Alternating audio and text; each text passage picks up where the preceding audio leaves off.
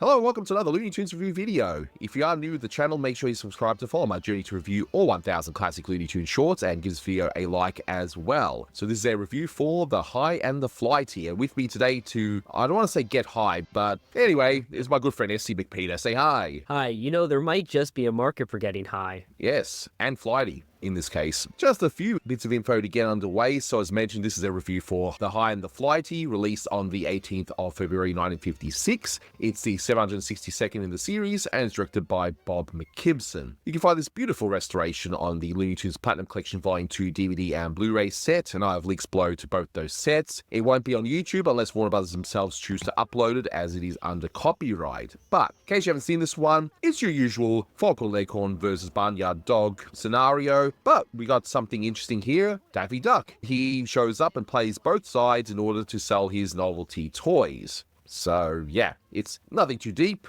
nor should it be, but it's definitely an interesting idea. Yeah, this is a nice mix-up for the Foghorn series and another great continuation of Daffy as the salesman. And in terms of trivia, that is probably the big one for this one, is that this is the only time you see Daffy and Foghorn Leghorn paired together in the golden age of American animation. I believe they were paired together later on. I think Space Jam they had an encounter or something, but in terms of the original run, this is the only time. And I think it's an interesting idea. Yeah, I think this is sort of an unproven idea that McKimson and Pierce really hit it with. I'm not sure why they didn't do any more like this. Maybe they felt they couldn't execute it as right, or maybe management didn't want the pairing, but it's clearly something that worked because I think a lot of the revivals, they actually do use Daffy and Foghorn in some dynamic, and it usually does work there. They have good chemistry. They pretty much found the formula by now anyway, or at least McKimson did, whether he's doing it with Ted Pierce or beforehand Warren Foster, and Warren Foster, I believe he writes another Foghorn later or something, but they found their formula anyway. It's usually Foghorn, Barnyard Dawg, and a third character. And before, you've had the boxing Rhode Island Red little rooster, and later on you would have Banty Raids, one of my favorites, where you got that hipster little rooster. Real cool, man.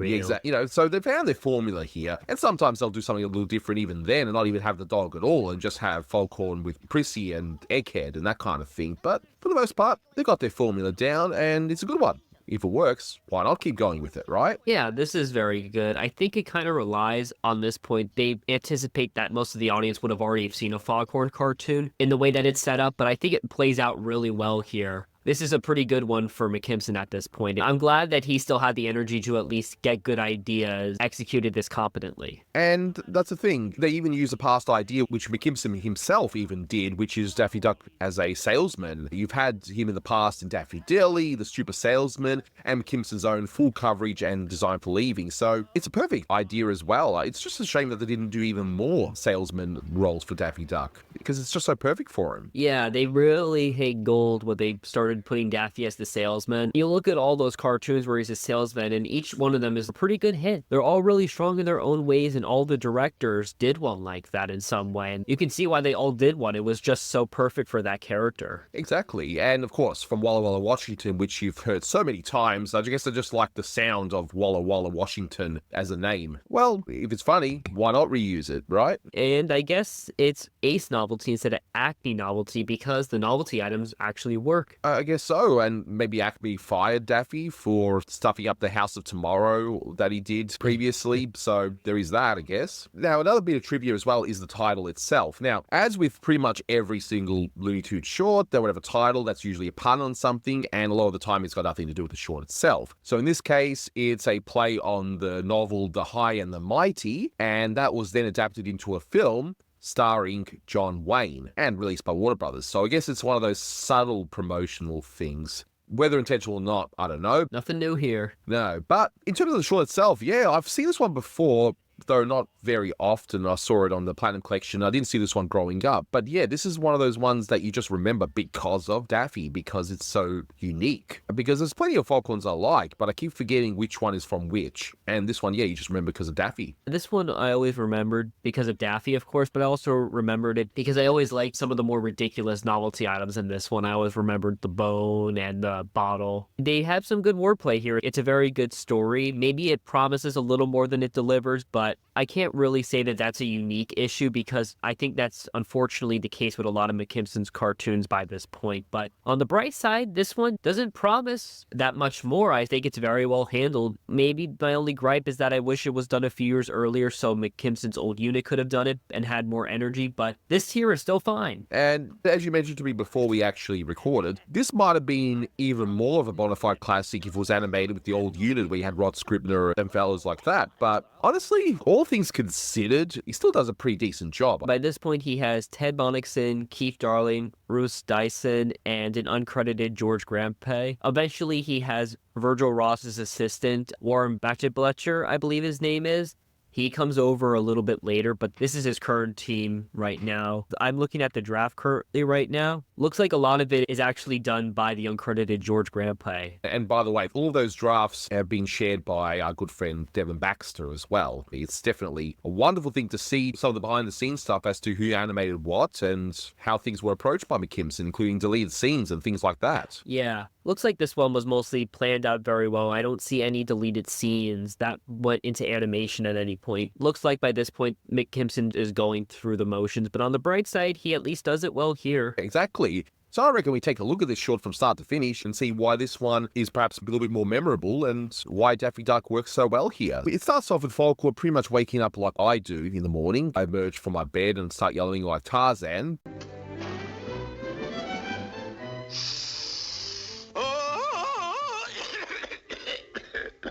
But as I get older, though, I do get the coughing fit too, so that's definitely very relatable. But I like the fact that Foghorn is all about the fun and games. He's like an overgrown child, hence why Prissy in some shorts thinks he's incredibly lazy. I just love the Foghorn character, and I've said this many times, and in case this is your first review, I maintain Foghorn is McKimson's best series and most consistent.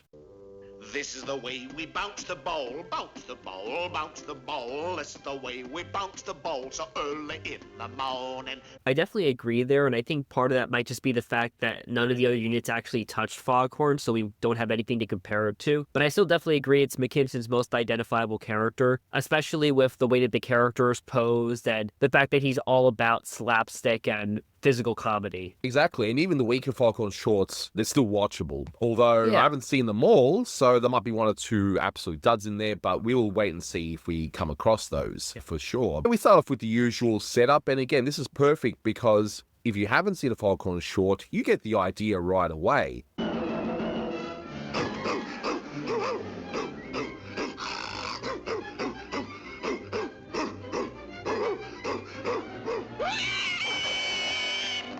And I think what Ted Pierce is, I guess, not affected by his unfortunate alcoholism, and he actually is focused and writes really well. He does things like this really well, where he sets it up that you just have to watch this beginning bit and you know what it's all about. It's this rooster versus this dog, and you see the usual shtick. Yeah, we opened up with that piece of Foghorn just singing "This is the Way We Bounce the Ball" by Ted Bonnickson, which is very nicely done. I get the impression Ted cared a bit more about his animation than some other people in his unit. And we get into George Grampe doing some serviceable work of him hitting the dog as he wakes him up, and Daffy just happens to be poking his head around the fence. This introduces the whole thing really, really well. In fact, one thing I just noticed now when scrolling through, I like the fact that his chicken coop actually says Foghorn Leghorn in the front, because again, if you have not seen a Foghorn before, well, you know what his name is straight away. But again, I think a lot of people would be familiar with him by now, but for the few that aren't, well, that's a good way to do it. Yeah, this one kind of relies a little bit more on you seeing a Foghorn before this, especially since it's all built around the antithesis of the Foghorn series, which is the practical jokes and the rivalry between him and the dog. I just love Mel Blanc's delivery on this, the whole...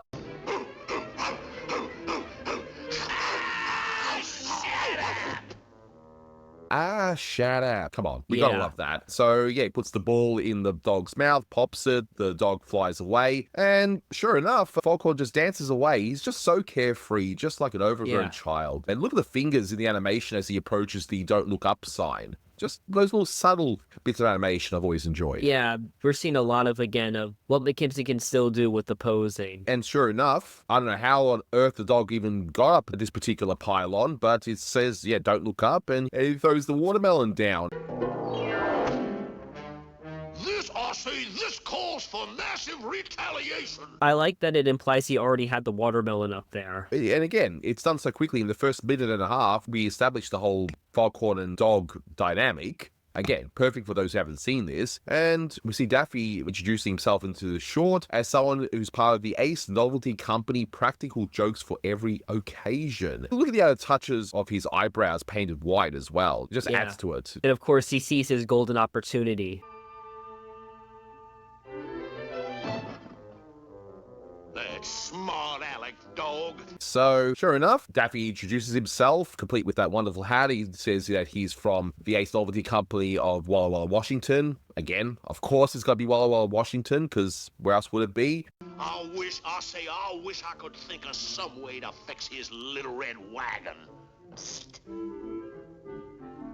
Pardon me, sir. Let me introduce myself. I represent the Ace Novelty Company of Walla Walla, Washington. Dispensers of rib-tickling practical jokes for all occasions.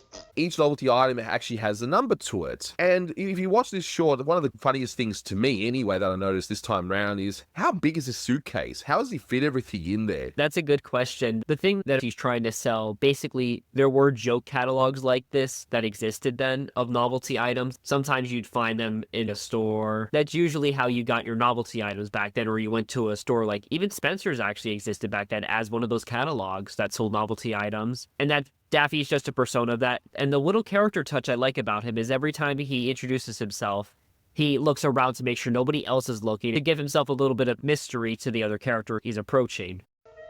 For instance, here's a little goodie to pull on your canine friend over there. Joke kit number 607B. Just compress the spring.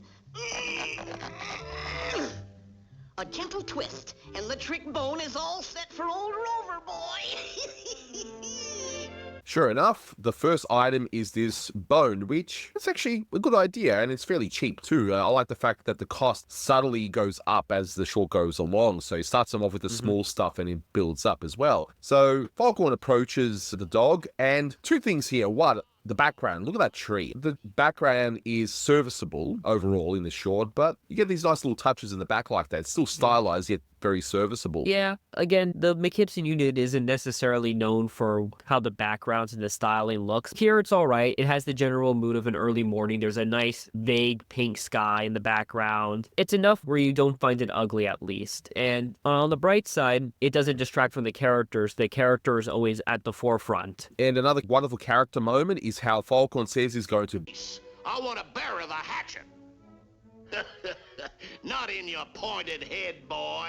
And the dog instinctively covers his head as though he's having the hatchet. I thought that was fantastic. Yeah, it's a very good acting scene. It's by Bruce Dyson. It's actually really well handled for him, especially when the spring goes inside of the dog and it makes him morph into that shape. It's really good with the weight. And I love the dog's just disgusted face. It's a great bit of acting here. Again, this might have been better done by the old animation unit, for example, but still pretty good for what it is, where the dog just turns into a spring. And then he walks off again, just bantering to himself, "Hey, I made a funny." You know, I almost hated to spring that one on that bonehead. Hey, I made a funny. Spring. Bone. Very funny.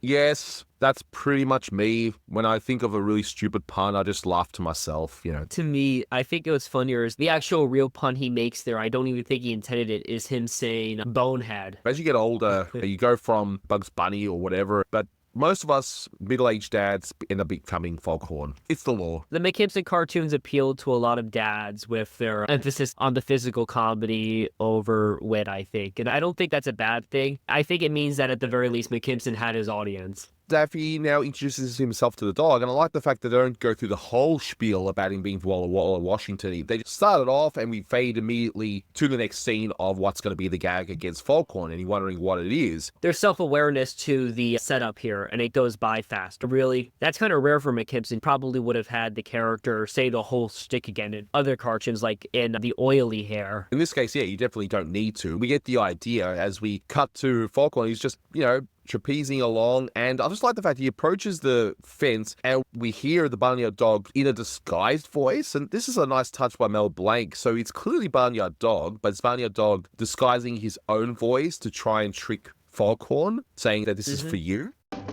Mr. Leghorn? Yeah? Package for ya.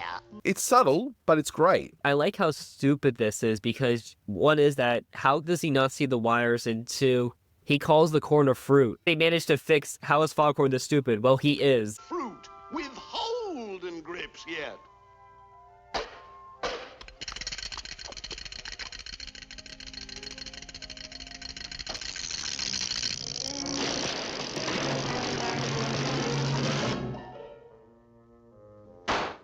And the fact that he should be dead, let's not kid ourselves, a high voltage, it will do more than pop the corn, right? But I just love his reaction to being popped, and then you got the added touch at the end where, yeah, the top part of his head being popped into another bit of popcorn. It's just weird to me that it's popcorn, because shouldn't just the corn be that? But then I'm thinking to myself, hey, we have popcorn chicken now. Hey, Bob McKimson was really ahead of himself. The next scene is a similar sort of thing where Foghorn said, hey, lucky I numbered my feathers for such an emergency. In this case, he's just got another suit in the first aid place. Yeah, love whenever he manages to fix up his feathers. And the fact that we even got first aid on this farm, which, given that it's in the mid-1950s, that's pretty good, you know? Whoever owns this farm clearly cares about his workers. But in this case, I guess just holds Foghorn's suit, costume, whatever. So anyway, we got a nice bit of wordplay where Daffy says, Flea-bitten mud, are we? I've got just the thing here. We'll show him we're not chicken. He sells Foghorn the Chattanooga Choo Choo. it is a strange one, but I still like it. And that's actually a reference to a famous song called the Chattanooga Choo Choo. It's actually a very famous song. Maybe not as much today, but it ends up backfiring on Foghorn, which I thought was a very interesting twist. Like, you'd think maybe, oh, it was just going to be a tit-for-tat thing, and they were just going to do gags against each other. But in this case, it fails.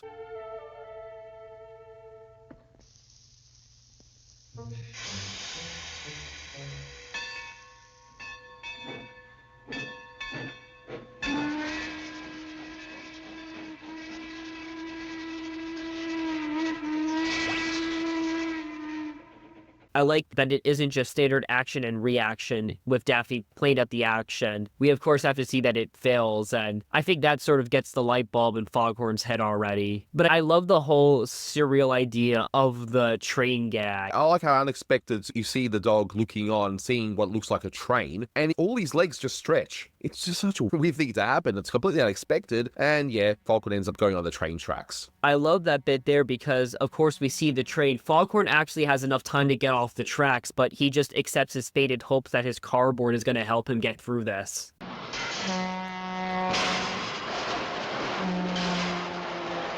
Again, it's a weird gag, but I don't know, I thought it was great. And as we see in the next scene, Foghorn's completely injured. And again, they got a first aid kit on site. So, you know, that's certainly handy for what's happened to Foghorn here. And again, the whole thing about size differences of his suitcase, if you look at the suitcase when Daffy brings out his next gag, the box is so much bigger than the suitcase itself. The whole pipe full of fun kit number 7. Yeah, you could not do that unless you had someone like Bob McKimson doing the character layouts. It's very well executed in that. It definitely owes to what a great draftsman he was, because by this point, I think his layouts were doing a lot more heavy lifting than they were a few years earlier at this point. And I like the fact it's number 7. So I wonder what the other kits would be. So we see, yeah, the Foghorn is following the instructions, building the pipe, getting everything ready, and in a beautiful twist, we see the dog doing literally the exact same thing. I love it. Just the idea, the triumph of stupidity. Daffy decides that he should just sell one to the dog ahead of time. And I guess this is a failing on Daffy's part. He should have just kept going what he was originally doing, you know, the 1-for-1, and maybe he could have kept going. But in this case, yeah, I think Daffy got a little too greedy, given how much he's cost. Ace, I say Ace Novelty Company? Ace Novelty Company. Pipe full of fun kit number 7? Pipe full of fun kit number 7. We have been flim-flam. But I like the fact that, yeah, this is one of those few times where Foghorn and the dog actually team up and they realize they've been had by the third character in this particular short, and yeah, they team up against Daffy. This little exchange between the two of them is animated by Keith Darling, I think the only guy who actually returned to him, and then we get some animation by Bruce Dyson of Daffy counting the money and then the two of them acting up. I like that Foghorn's just inanely wiggling his fingers. 65, 66, 67. The dirty double-crosser! We ought to tar and feather him! Hanging? I say hanging's too good for that duck!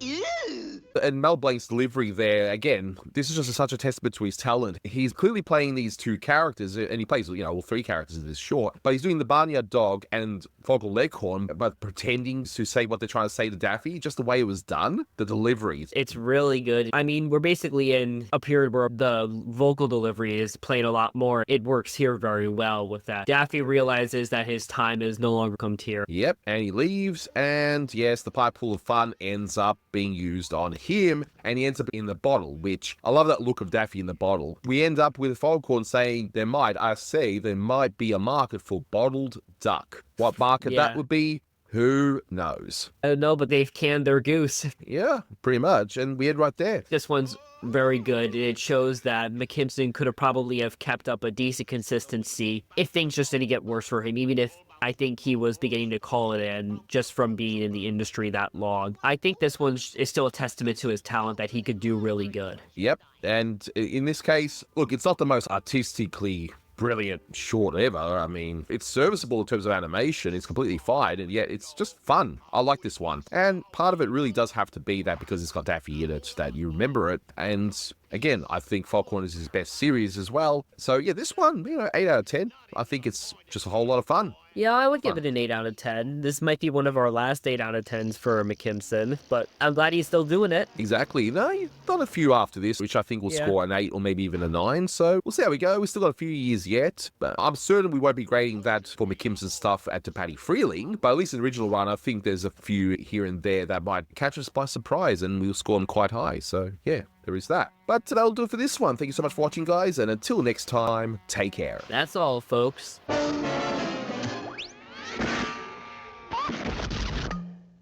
Well, look what we got here. There just might be a market for bottled duck.